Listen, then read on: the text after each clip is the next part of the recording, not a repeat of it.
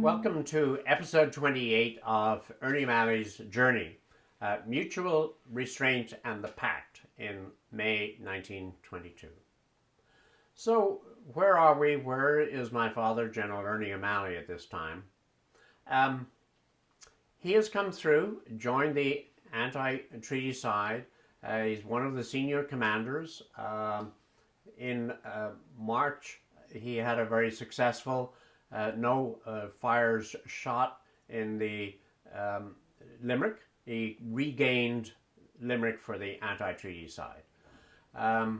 Then in April, the forecourts was taken over by the anti-treaty side. And now they're trying to figure out what it is that they should do in the forecourts. My father looked at the forecourts in terms of military strategy. He assumed that there would be a fight sometime in the future, and he would look at things as to what sort of building do we have and how should we defend it. Some of the other leaders, as we'll discover, didn't have that concern because there could be a settlement, in which case the troops would be withdrawn. Let me tell you how Ernie writes about this in The Singing Flame in his memoir. He was, again, trying to get a defense situation going so that he could assess what was happening in the forecourts.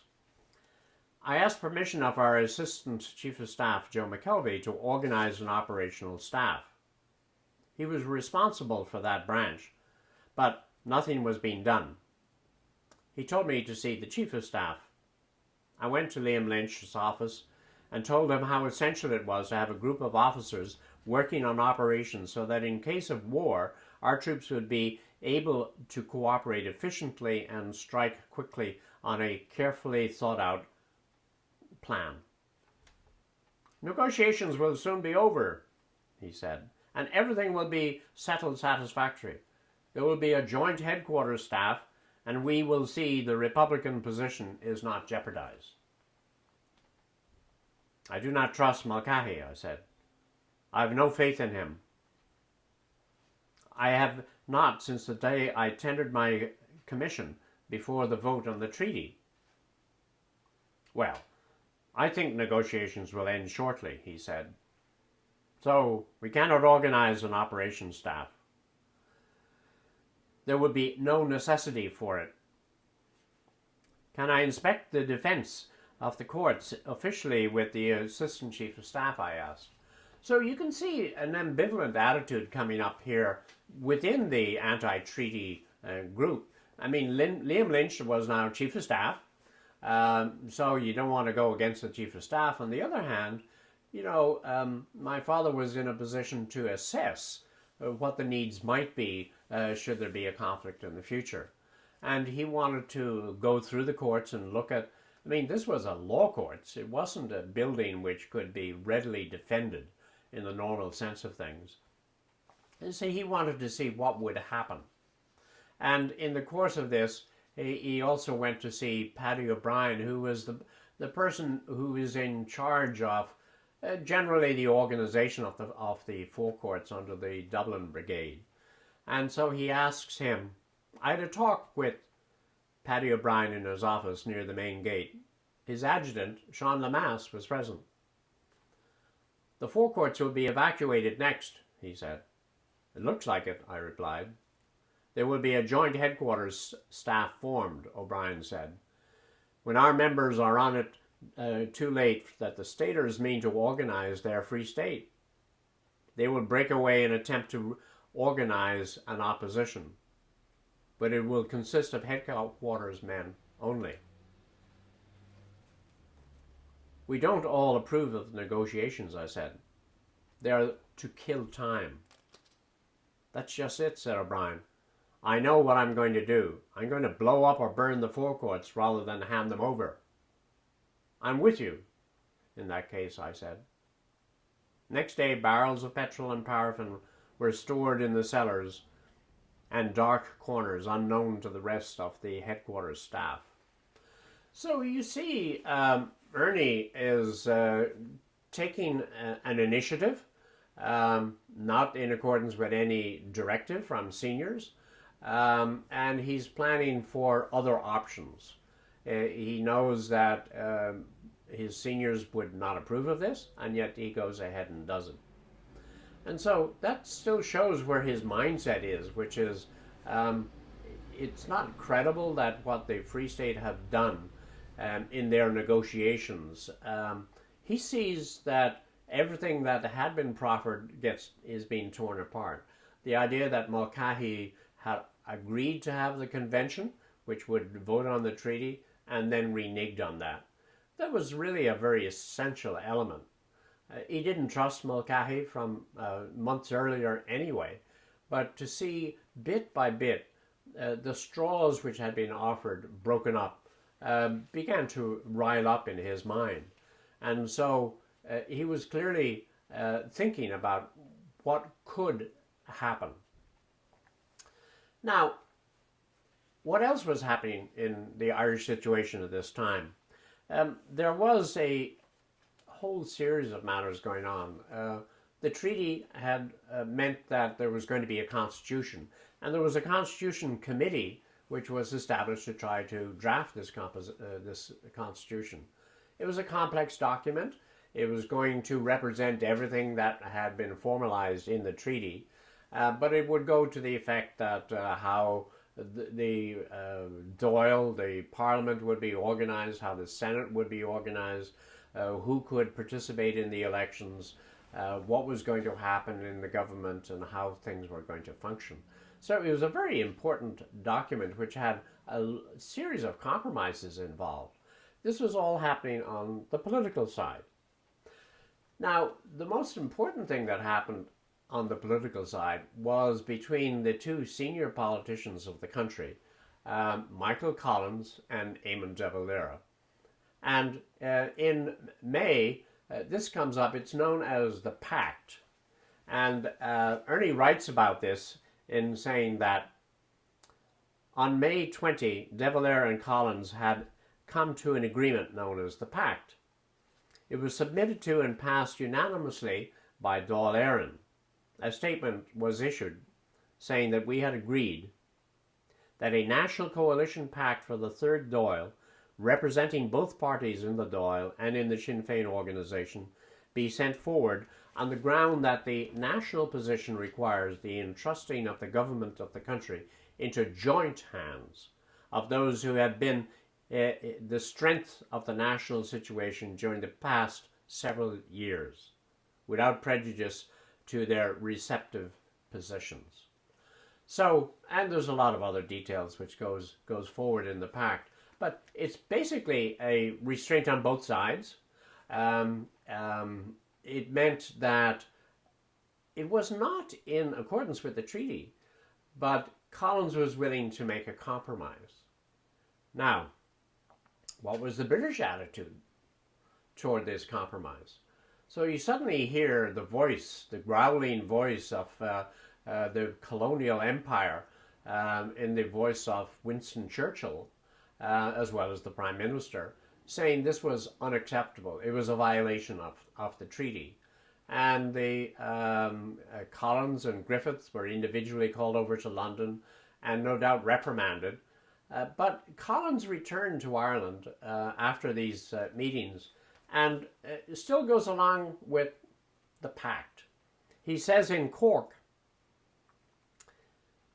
if, as has been said, the agreement imperils the treaty, we have to face the situation in this manner, that we have made an agreement which will bring stable conditions to this country, and if those stable conditions are not more valuable than any other agreement, well then, we must face what the stable conditions will enable us to do. So Collins was reinforcing what the Pact had agreed. Let me continue to see what Father wrote. On May 26, 3 days after Collins' speech, Griffith was summoned to London. 4 days later, Churchill announced that the provisional government would not receive further supplies and evacuation of British troops was suspended. This was serious talk by the colonial master, who was able to pull purse strings as well as withdrawal of the British troops. Evidently, Churchill feared the Pact. Next day, Collins went to London. He returned the same day. 5 days later, Collins and De Valera issued a joint statement reaffirming the Pact. At a public meeting in Dublin, Mulcahy and Collins advocated the Pact. It was still more important than a treaty. 2 days after, Collins was called to London, when he remained for a series of conferences. On the eve of the election, he addressed a meeting in Cork. "You are facing an election here on Friday," he said, "and I am not hampered now by being on a platform where there are coalitionists. And I can make a straight appeal to you, to the citizens of Cork, to vote for the candidate you think best." He had broken his own pact. On the morning of the election, Sunday, 18 June, the Free State Constitution, which was to have been issued before the election with the King freely scattered throughout its paragraphs, was published in the Irish newspapers, too late to be read by the electors of the country. Well, this is a disaster. The pact has been reneged. Collins goes back and tells people, vote freely the way you want. And so that the future election, the third Dáil, would not be a well-balanced Dáil, but it would be a vote on the treaty. And as the treaty is embodied into the Constitution. So it was a serious setback. And that reflected what was really happening in the looming war had become personal, how personal contacts had become frayed, how those people who had fought together as a unit in the headquarters staff started to become looser, and that the Republicans no longer trusted the headquarters. Now, we've seen this in effect because Rory O'Connor has withdrawn from the headquarters. They have created their own headquarters staff. My father has become one of the 6 senior people in that group, and they are preparing for war. Not everyone in the group.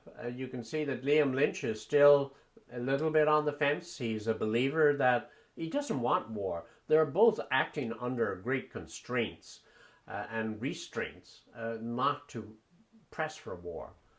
But my father is still, one of the things about being an organizer is you're a detail man.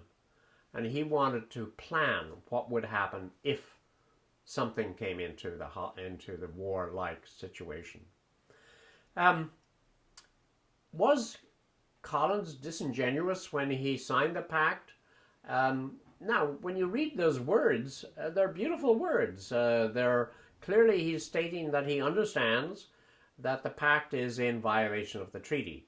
And he is saying to the people that notwithstanding the treaty, we think that this is a better deal.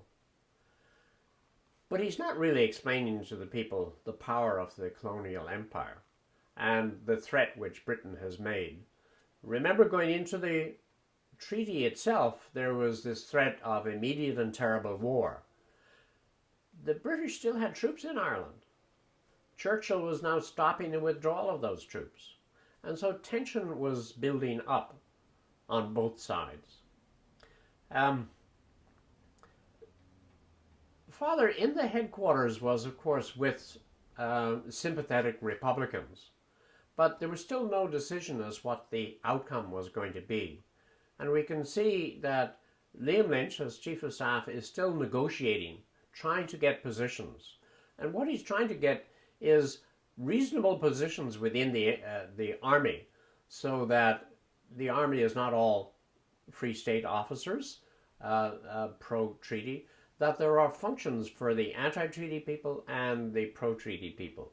So that, and of course, these are people who have the guns. So no matter what happens in the politicians, if the army stays together and if the anti-treaty officers are well treated with senior positions, they will have an influence over what the outcome is. Now, the outcome is not too far away, and join us next month for the attack on the forecourts and the start of the Civil War.